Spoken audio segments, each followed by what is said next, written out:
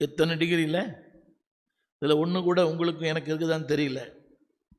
திரும்ப சொல்லுகிறேன், யாதொரு மாசு இல்லாதவர்கள், நோ கரப்ஷன். அவங்க வாழ்க்கையில் குறையை கண்டுபிடிக்க முடியாது, குற்றம் கண்டுபிடிக்க முடியாது.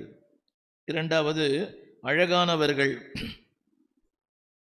அதாவது இன்வர்ட் அண்ட் அவுட்வர்ட், உள்ளேயும் அழகு புறம்பேயும் அழகு, எக்ஸ்டர்னல் அண்ட் இன்டர்னல்.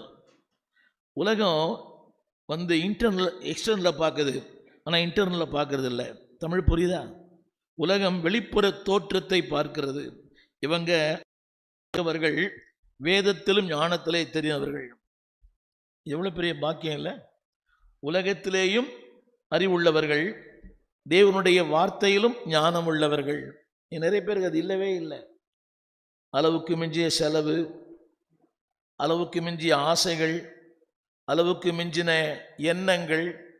நான் தான் எல்லாம், என்னை விட்டால் வேறு ஆளே இல்லை, எனக்கு எல்லாமே தெரியும், எனக்கு தெரியாது ஒன்றுமே இல்லை. புரியுதா உங்களுக்கு? நாங்கள் சொன்னானே கேட்டுக்கணும்.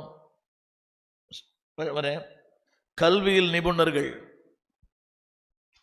அடுத்து அதாவது அடுத்து திறமை உள்ளவர்கள்.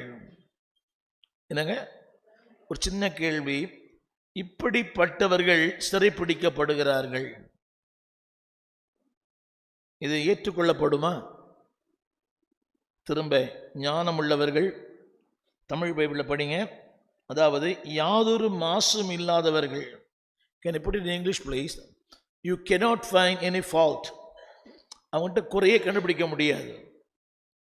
ஆவியிலும் ஆத்துமாவிலும் தேவனை ஆராதிப்பதிலும். நல்ல கவனிங்க, ஆராதிப்பதிலே சிறந்தவர்கள், அவரை அறிந்தவர்கள் சிறந்தவர்கள். Without any blemish. அவங்கள்ட்ட எந்த குறையை கண்டுபிடிக்க முடியாது. நம்ம எல்லாருமே குறை உள்ளவர்கள் தான். குறைவில்லாத உலகத்தில் யாருமே இல்லை.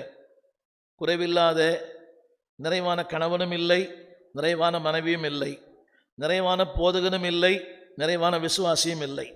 இப்படிப்பட்ட ஒரு காலகட்டத்தில் அவர்கள் சிறைப்பிடிக்கப்படுகிறார்கள். ஒரு சின்ன கேள்வி, அப்படின்னா நான் ஏன் ஆண்டவர் ஆராதிக்கணும், ஏன் ஆண்டவர் சேவிக்கணும், ஏன் அவருக்கு ஊழியம் செய்யணும், நான் ஏன் அவருக்கு பாடணும்?